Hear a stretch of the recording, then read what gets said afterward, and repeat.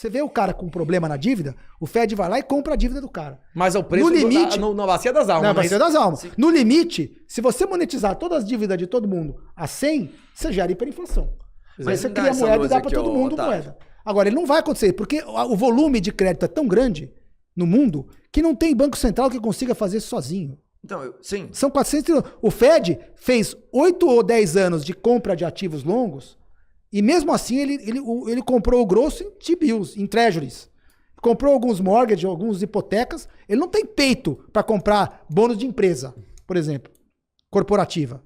Ele vai querer comprar num cenário de deflação desse, de crash. Não, Suíça, ele vai querer comprar. Compram, ele vai querer. A Suíça é um lixo. O Banco Central da Suíça parece um hedge fund. Já viu o balanço deles? Pra caralho, título de dívida. Tanto que o Banco Central da Suíça tem ação na bolsa. Pra você ter uma ideia. Não, na bolsa do mundo inteiro, não é só a Suíça, não. Mas ele tem a carteira de ações do mundo inteiro. Mas ele, Swiss National Bank, tem ações negociáveis. Não, e a ação dele cai igual a ação do banco. Se ele tem um monte de ações... Porque os ativos dele é hedge fund, ele lógico, é um hedge fund. Sim. Ele tem um monte de coisa de risco. O Japão, pior ainda, tipo, o maior acionista da maioria das empresas é o Japan Central Bank.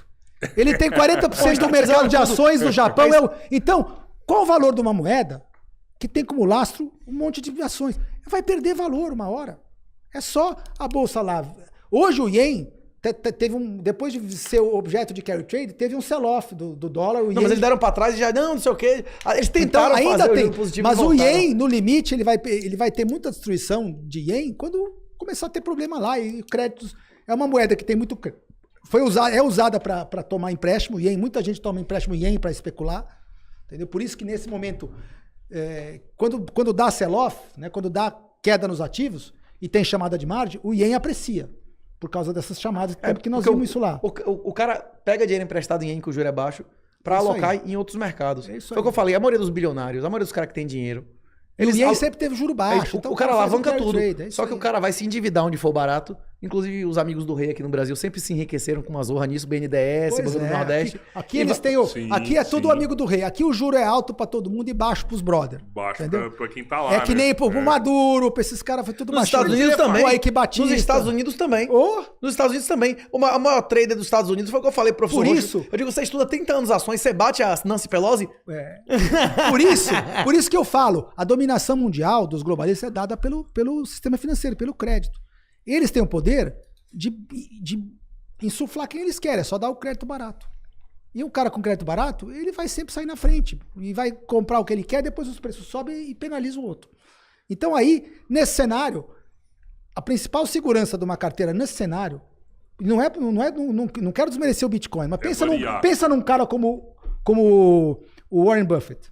O Warren Buffett hoje, ele tá com esse cenário meu na cabeça. Não, ele tá cheio de cash. Ele comprou, ele tem mais T-bills, que é o cash. O T-bills é o análogo do cash, porque são dívidas de curtíssimo prazo nos Estados Unidos. O mais próximo de nota de dólar que você pode ter é um T-bill, que é uma nota contra o Tesouro Americano de 1 mês, 2 meses, 3 meses. Quem tá cheio de T-bill? Quem quer? O Warren Buffett. Não, todas as grandes empresas do mundo. A Amazon, a porra toda, todos mas a Amazon eles... tem mais dívida. É isso, mas eles estão acumulando... Eles estão acumulando em alta T-bill, né? Por quê? Porque esse povo que é mais esperto sabe que não dá para comprar. Seguro ali. Os soberanos. E paga 5%. A inflação não está fora de controle. E para ela aumentar mais, você tem que ter mais crédito. Porque não é que nem a Alemanha. A Alemanha fez hiperinflação por quê? Porque ela emitia dinheiro, papel. Enquanto o instrumento monetário de inflação for crédito, não existe como você gerar uma espiral hiperinflacionária descontrolada. Porque você teria que ter emissão monetária ad eterno. Emissão de crédito ad eterno. Só que emissão de crédito ad eterno só vai funcionar se você tiver o juro para sempre baixando. Ou a população aumentando para aumentar o número de pessoas tendo demanda. Que acabou a brincadeira. Também não tem produção para isso. E se a produtividade aumentasse, a população aumentasse... Sim, você teria que ter muitas inovações. Nem as inovações da inteligência artificial é capaz hoje de tirar... Porque a dívida mundial ela é como um peso de elefante. Você só vai conseguir crescer de novo, de verdade, quando você limpar esse peso. E a única forma de limpar esse peso, você pensa que é produzir inflação? Eu vou produzir uma inflação que a inflação teria que ser maior do que o juro nominal, para sempre, para você aliviar esse problema. Só que não dá para você produzir uma inflação maior que o juro nominal se o teu veículo de produzir inflação é crédito. Você está fazendo uma bolha de crédito e para você fazer inflação você precisa insuflar a própria bolha que você está criando. Para o governo pagar um juro positivo, tinha que ter uma política de austeridade que nunca vai acontecer em nenhuma democracia. Não tem. Se a gente tivesse uma máquina aqui, que a gente aperta um botão e sai $1 milhão e morre uma pessoa aleatória no mundo, você acha que a gente ia usar ou não? O tempo todo. Mas alguém vai chegar lá em cima e vai dizer, não, rapaz, eu vou fazer austeridade e vou parar de gastar. O mundo tá num ponto, exatamente. O mundo tá num ponto que se você não tem expansão de crédito, você já quebrou. Porque para você sustentar 12%, 12, 13 trilhões de serviço de dívida, hoje você precisa ter um crédito crescente. Se você parar a emissão de crédito e deixar igual, já quebrou. Porque se deixar igual, lembra que você tem que pagar o juro? Sim. Sobra menos pro PIB. Então você tem que emitir o crédito para cobrir o juro da dívida e mais um pouco. Ô, Faca, e por isso que a dívida sempre cresce. Eu vou te falar, eu acho que o Bitcoin te protege, além disso tudo que você falou, de várias outras coisas proteger, que você não analisou. Não, peraí. A questão de proteger é o seguinte. Hoje, um cenário desse, ele é um cenário devastador. Porque tudo, hoje, a moeda de funding do mundo hoje é dólar. E na hora que você tem um cenário desse, onde, imagina metade dos dólares de circulação desaparecerem. Você tem liquidação de tudo que é posição. Metade dos dólares desaparecer significa metade dos créditos do mundo serem desonrados. Ser desonrados. Pessoas que acham que são milionárias vão ser pobres de virar pobre mendigo. Acaba a demanda. Tipo assim, isso significa isso. E a outra metade, tipo assim, só vai se dar bem nisso. Pouquíssimas pessoas que lembra na época de Collor teve deflação. Quem tinha dinheiro físico em casa quando veio o congelamento ficou milionário. Exatamente. Eu conheço gente que tinha dinheiro em casa em dólar pra comprar um carro e comprou uma fazenda de 300 hectares, né? Só que isso é uma janela pequenininha, né? Todos os mercados vai desalavancar tudo. Bitcoin, ouro, não sei o quê. Nessa hora, eu concordo com você. Eu vou querer entrar pesado. Na hora que tiver desalavancar. Quando que você vai saber que Bacia das almas, né? Não dá pra entrar em tudo agora. Porque hoje, não é porque é ruim, é porque você e eu somos pequenininho. Agora, o mercado de Bitcoin, o grosso dele hoje é cheio desses caras grandão, que por alocação de recursos estão botando. São as baleias. Mas as baleias gigantes estão botando. E esses caras são 75% dos bitcoins não estão em corretoras. Eles estão na mão de pessoas que têm média de 6, 7, 8 anos. A maioria dos bitcoins, eles pertencem a pessoas como eu. A maioria, tipo 70, 80%, que não estão nem na corretora, eles não estão à venda, não é isso? Mas o preço desalavanca. Se você tem uma ordem de vender 1/3 dos bitcoins do mundo, ele desalavanca o preço. Ah, com certeza. Desalavanca. Aí é você eu quero entrar em qualquer ativo, pois é. Mesmo o ouro, que eu acho tão seguro quanto. Se eu tiver um local seguro para guardar o ouro, um lugar para eu enterrar e ninguém pegar. Não tem, né? Faca, não tem. Eu guardo o ouro também. A questão é a pouco seguinte, de tudo. Ó, Faca, quanto é mais riqueza? 1 quilo de ouro ou 1 quilo de nota de $100? Hoje, depende do quanto vai valer. No cenário de deflação, agora eu quero ter. Agora. Agora, 1 quilo de nota de $100 é mais riqueza do que 1 quilo de ouro. Quilo, nota não sei, seu valor, né? 1 quilo de cédula de $100 você carrega mais riqueza e com mais facilidade. Ah, bom, sim. Quanto você perde mais vendendo ouro ou vendendo nota de $100? $100 a nota de $100 é a coisa mais líquida do mundo, não é isso ou não? Sim. É muito mais vantagem enterrar no curto prazo nota de $100. Agora se for décadas ouro, não é isso? Sim, lógico. Eu vejo o seguinte, vai ter um momento, nesse cenário, onde no primeiro efeito de você ter um choque deflacionário é o valor daquele dólar que não entrar em moratória sobe. Porque aí passa a ser escasso. Num cenário de deflação, a escassez mundial é a moeda corrente, porque você precisa dela para pagar as dívidas. Mas por um curto período, até eles salvarem os mercados, baixando o aí, juros e fazendo buyout. Mas aí, o que acontece? Eles querem esse cenário, porque o plano desses globalistas é trocar todas as moedas por uma só. Inclusive, o Brasil, o Banco Central, diz expressamente que a meta do Drex, o Drex ainda não está funcionando, é só ano que vem.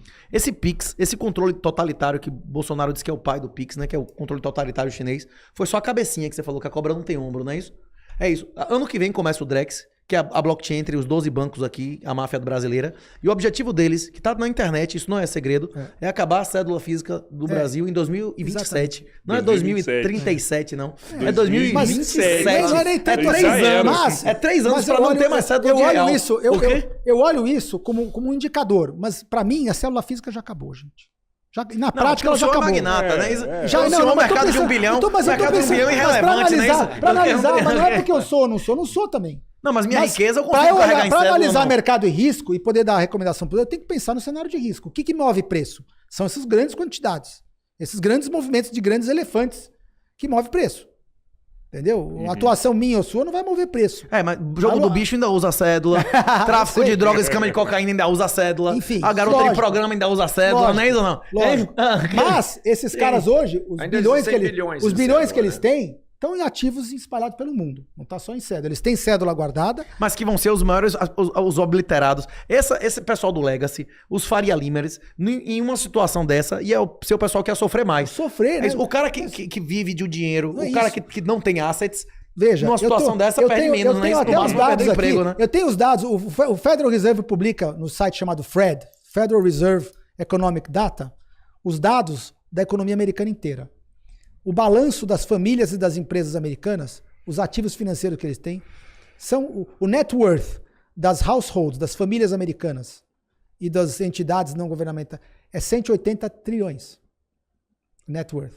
Mas isso aí, se acontecesse uma situação dessa, ia ser obliterado. Era capaz de cair 70% nesse cenário, os mercados cairiam 80%. Tudo. Nessa hora, o que não perde valor? É o único crédito que você consegue que seja resgatado. Que seria dinheiro, papel. Não é porque eu acho que o dólar é bom. É porque no cenário porque é líquido. No cenário de chamada de margem e de liquidação, as pessoas estão vendendo porque elas querem o dólar. Porque ele precisa para pagar dívida, não é porque ele acha lindo. Dívida, às vezes, é comida, conta de luz no fim do mês. Ele precisa pagar a conta de luz. Eu comprar a comida. Então, nessa hora, por que eu quero ter o dólar físico ou T-bill de curto prazo? Porque nesse momento de deflação, o valor do dólar sobe, porque os preços caem. Se o preço cai, a nota de dólar está subindo.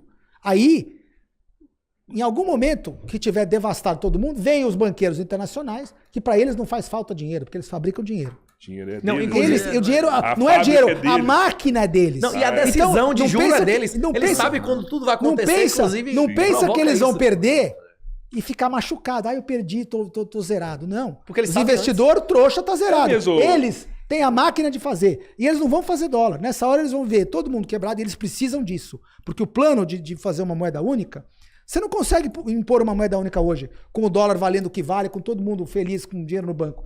Você precisa da devastação. Para você poder convencer as pessoas, é que nem um FMI. O FMI, todo mundo ajoelha para ele quando tá quebrado. Quando você tá bem, você... Foda-se. Você dá uma banana para o FMI. O Brasil chegou a dar um monte de banana para o FMI depois que acumulou reserva. Então, você vai ter os governos endividados e quebrados, empresas endividadas e quebradas. Aí vem os grandões globalistas, os Schwab da vida, lá os patrões dos Soros. Temos uma solução, uma criptomoeda. Vai ser criptomoeda única. Porque aí eles já dominam a tecnologia. Eles deixam a tecnologia da criptomoeda correr. É do BRICS? Não, do Brasil. A Drex vai ser uma só. Programada em Solidity igual a Ethereum, só que a blockchain privada entre os dois. Vai ser, e tem mais. Eles estão deixando a tecnologia do blockchain correr solta para ela se aprimorar, para ela ser cada vez melhor. Igual fizeram na década de 90. Na década de 90, você tinha 20 mil empresas de internet nos Estados Unidos. Aí depois do crash, depurou. Ficou as 12 melhores, que os globalistas foram lá e compraram todas. Comparar a Google, comparar a Amazon, comprar o Facebook. Lançou uma moeda ontem, né? Bom, então, eles hoje são donos do Big Tech.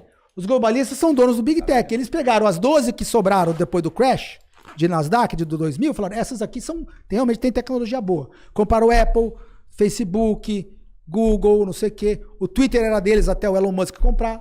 Não, mas o Elon Musk é uma peça.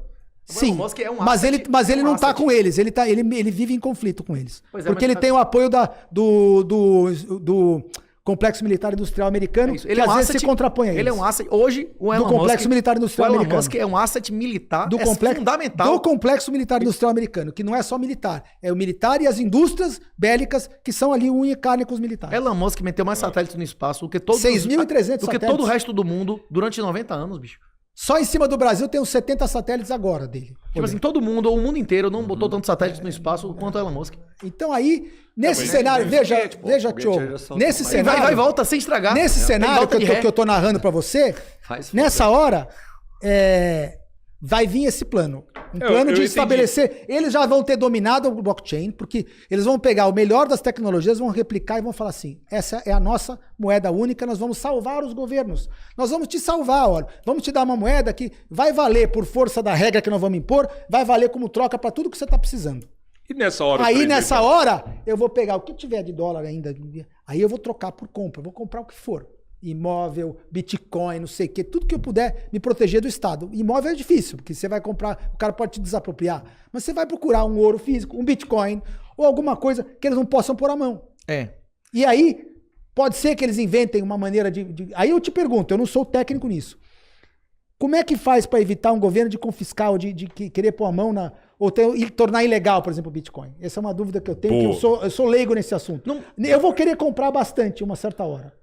Pegar tudo que eu... Antes desse... Eu acho que hoje você sai daqui com Bitcoin na sua carteira. Eu acho. O Renato vai abrir uma carteira aqui pra você. Tá operando que nem ação. O Renato vai abrir uma carteira hoje ele tá operando que nem S&P. Agora ele vai te convencer a ter Bitcoin. Mas eu quero preparar pro evento deflacionário, poder comprar o Bitcoin e outras coisas que eu quiser. Ativos reais que eu puder, que sejam passíveis de proteger de governo. O Bitcoin, agora, você que é especialista nisso, como é que eu me protejo, por exemplo, de eles tornarem ilegal, por exemplo, transacionar em Bitcoin? Ou criminalizar o cara que vai tentar comprar alguma coisa em Bitcoin? Nixon, em 71, Nixon, além de acabar com a janela de ouro, ele também declarou guerra às drogas, não é isso? Quem ganhou a guerra às drogas, Nixon ou a cocaína? O pó. Até hoje é o pó, né? É mais fácil você reprimir o tráfico de drogas ou Bitcoin? Mas aí vai ser criminalizado? Vai poder ser preso se me pegarem transacionando Ter dólares Bitcoin? Na União Soviética era lícito. Porque droga, se eu resolver vender droga, eu sou preso se eu for pego fazendo isso. Na nossa infância, e como é que eu faço para não ser preso transacionando Bitcoin se acontecer de criminalizarem isso? Na nossa infância, era lícito ou ilícito ter dólar?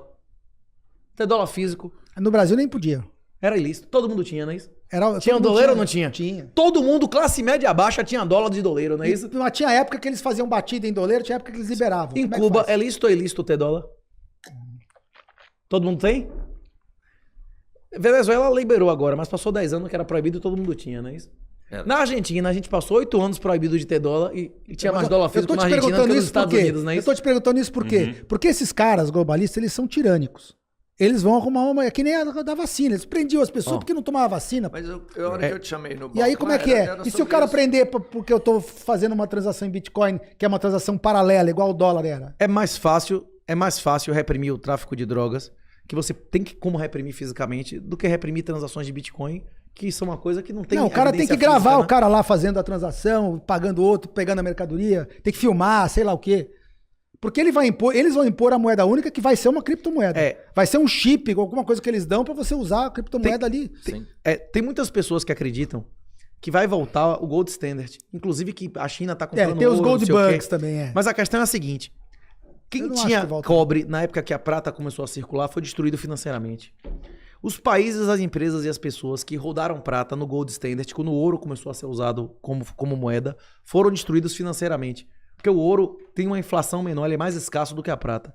E as pessoas que acumularem ouro, enquanto o Bitcoin se torna a reserva de valor dominante, também vão ser obliterados. De 79 até 2007, durante 100% do tempo, o cara que comprou no ápice de 79, perdeu 100% do tempo em ouro até 2007. 28 anos de perda nominal. Em termos, se você botasse CPI, ou se você utilizar índice de preço, que é mentira, você ainda está perdendo até hoje. Aí depois, teve o negócio lá da Inglaterra sair vendendo, teve vários fatores, né? E depois teve um outro pico do ouro de 2011, que até o ano passado não tinha ultrapassado mais uma vez 12 anos de perda em termos nominais em dólar. De 2011 para cá só subiu, né? Fez um fundo em 2011. Não teve o topo em 2011, não é isso? Teve o topo em 2011 que só recuperou ano passado. Acho que em 2011 foi o fundo do ouro, não foi o topo. Teve dois topos, não é isso? Teve 2007, aí depois teve 2011. Agora, ano passado, que passou o topo em 2011. Eu até pego o gráfico aqui. É isso. Eu vejo dois cenários numa situação dessa. A questão é a seguinte. Inclusive, isso que eu tô falando agora não veio de minha cabeça. Isso tem várias publicações. Inclusive, 2011, o pico foi 2011, que só recuperou no passado, não é isso? Eu já conversei isso, inclusive, da última vez com vocês. Quem tiver alguma dúvida, dê uma olhada na tese de pós-doc do MIT, de um cara chamado Jason Lory, que é tenente-coronel da Força Espacial Americana. Tem duas alternativas nesse cenário. Eu acredito que em um cenário de colapso e tal, nos próximos anos, a maioria dos países do mundo, eles estão reduzindo suas reservas em dólar, eles estão reduzindo sua exposição de título longo prazo em dólar. Por que a China está comprando ouro? Na minha opinião, a China está comprando ouro e ela nem divulga suas reservas. Se ela está comprando ou não, a gente nem sabe quanto. Porque ela tem dívidas da época que era uma monarquia em ouro, em quantidade muito superior ao que ele tem título em dólar. E algum dia isso vai ser pago. Como a China pagou a Inglaterra para receber Taiwan em vez de entregar para Taipei, não é isso? Então, a China tem passivo em ouro, por isso que acumula ouro. Os dois cenários que eu vejo são os seguintes. Em 1933... Os Estados Unidos, a definição de dólar era $20 é uma onça de ouro. Uma onça de ouro é uma onça Troy. É 31 gramas de ouro. Tem moeda de 31 gramas de ouro que é escrito $20 até 32. Em 33 eles compraram tudo isso aí. E depois que eles compraram tudo de todo mundo, disseram, agora mudamos a definição. $35 é uma onça de ouro. Ou seja, eles quadruplicaram o asset em relação à dívida, porque eles dobraram o patrimônio e caiu a metade a dívida. E foi essa grana que os Estados Unidos conseguiu manter o déficit depois durante a década de 30 até a Segunda Guerra Mundial. Muitas pessoas, inclusive, alegam que isso foi o fim, embora foi a guerra, não é isso? A maior parte dos bitcoins em custódia corporativa no mundo hoje estão em custódia corporativa americana, porque os Estados Unidos, com fracking, conseguiu atrair um monte de minerador para dentro dos Estados Unidos e com o banimento da China. E tem uma cacetada de grandes corporações como BitGo, Kraken, Coinbase, que tem sede nos Estados Unidos. Além disso, os maiores ETFs do mundo, que tem 3, 4% de todos os bitcoins, também tem sede nos Estados Unidos. Fora as empresas listadas nos Estados Unidos, como MicroStrategy, que tem mais de 100 mil bitcoin em caixa. Na hora que essa quantidade passar de 7, 8%, que hoje é 5, 6%, os Estados Unidos vai conseguir ter proporcionalmente mais bitcoin em relação ao market cap do que tem de ouro no mundo, desapropriando esses bitcoins. Essa é uma das possibilidades. Você acha que eles vão comprar para se apropriar deles? Iminente domain, desapropriação. Eles vão desapropriar. E como que desapropria? Se eles não têm a chave para tirar do cara? Não cabe um soldado. Vão na porrada? Dá essa chave aqui. Inclusive, os Estados Unidos na ponta do cara. 1º de janeiro. Nos Estados Unidos hoje não tem uma norma equivalente à nossa instrução normativa 888. Vai passar a ter a partir de 1º de janeiro. As corretoras vão ser obrigadas a começar a informar aquisições e endereços. Aí ele vai saber. O CPF que tem a chave privada. O CPF, isso. O Social Security, não é isso? O ISIN, que seja equivalente a cada endereço. Isso. Eles não têm hoje. Eles intimam o cara para entregar a chave. Não vai intimar o cara, vai intimar a corretora. O ouro que mas a corretora não tem a chave privada do cara, só isso. ele. Mas quantos % das pessoas que compram Bitcoin você acha que faz autocustódia? A maioria deixa com a corretora, é isso? 96 a 98% deixa na corretora. Então vai ter liquidação forçada de Bitcoin.